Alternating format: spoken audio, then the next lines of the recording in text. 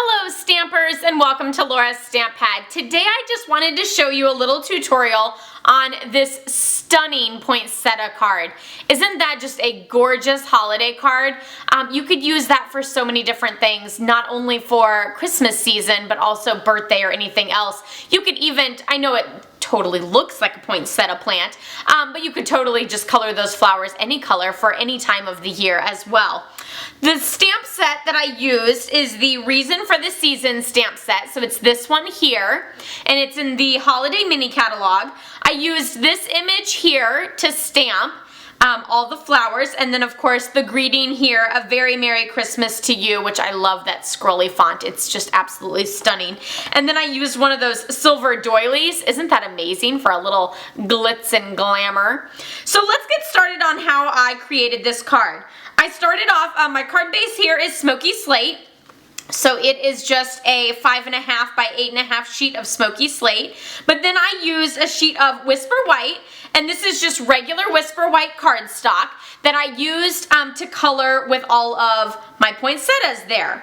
So for that part there, I actually stamped all of the poinsettias in basic black, and I'm just going to show you how I colored those in. So I stamped it in the new Archival Basic Black ink, and right now I'm just going to stamp this one here. Absolutely stunning, crisp image that came out. And I'm actually going to be coloring it with my Aqua Painter. So I am not using watercolor paper, I'm using just regular Whisper White cardstock, and I'm going to show you how I colored with this, and you can then use it for some of your cards. So I'm just going to take a clear block and ink up half of it in Real Red. I found Real Red worked really well because it came out real light pink at times too. And then a little bit of Mossy Meadow. So there's my color palette there. And I'm not going to squeeze my pen at any point. Of course, there's water in this tip here, and it does come down. I'm not going to squeeze it at any point because I don't want too much water. So I'm just going to pick up a little bit of the green and then start coloring.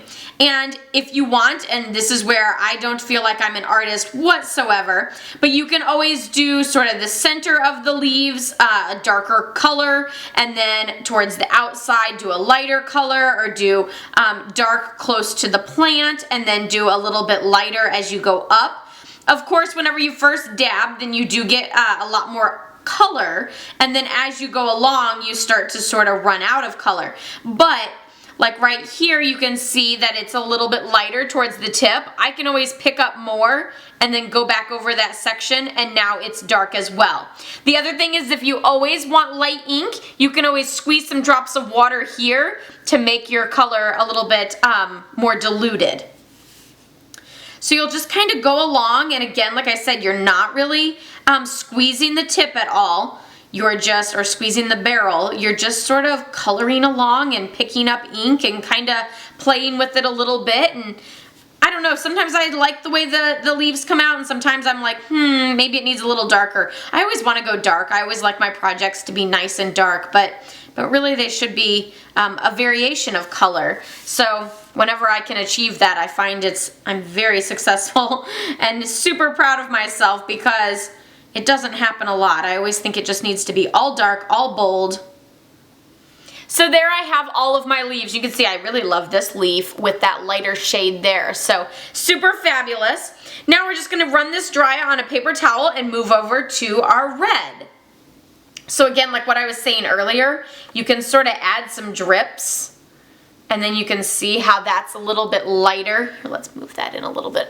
So you can see it's a little bit lighter in that spot there. So I'm actually going to do these. See, and my pen is a lot lighter, whereas if I were to just pick it up over here, it's going to come out a lot darker. See how those two petals are totally different? So I like to do a few petals to be pretty red, and then a few others maybe to be a little bit lighter.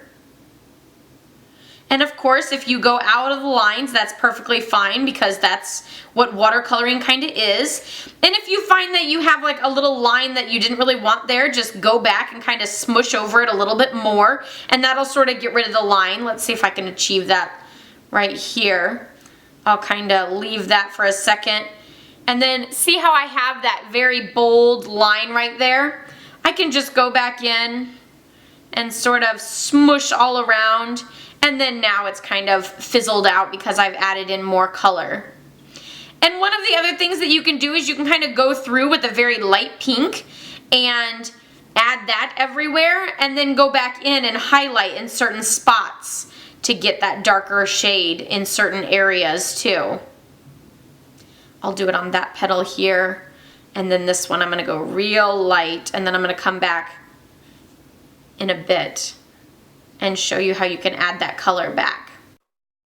And of course, leave those little dots in the center. I like to color those with a little bit of yellow, and I usually use a marker whenever I'm doing that because I want the yellow to be nice and bold and crisp, and I don't want the yellow to bleed into my reds nearby.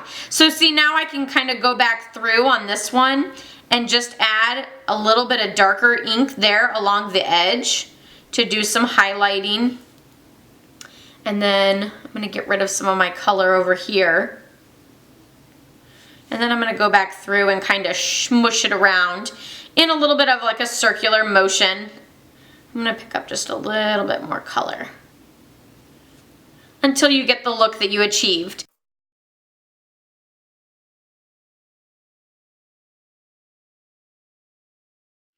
And there we have our poinsettia. How amazing is that? Absolutely stunning. Let's bring back in that sample. As you can see, I stamped it all around. I didn't really stamp one in the middle because I knew I would be covering it up with the greeting there. And then I colored each of those petals just like that. And I know you might be thinking that's very time consuming to do a whole bunch of Christmas cards, but one, start early, and two, you can always do it while you're watching TV or the latest movie or anything like that, and you'll really get it done a lot faster than you ever thought. Or you just make a few of these for those really special Christmas people that you would like to send a card to. So just wanted to show you a little trick with the Reason of the Season stamp set. I'll leave a link down below for my blog, which is laurastamppad.com, as well as the holiday mini catalog, so you can check out a lot of the other cards and samples and stamp sets and supplies and goodies and so much fabulous stuff. So I'll be leaving links down below for that. Be sure to check out my blog, laurastamppad.com, and don't forget to give this video a thumbs up if you liked it. Until next time, happy stamping. Bye-bye.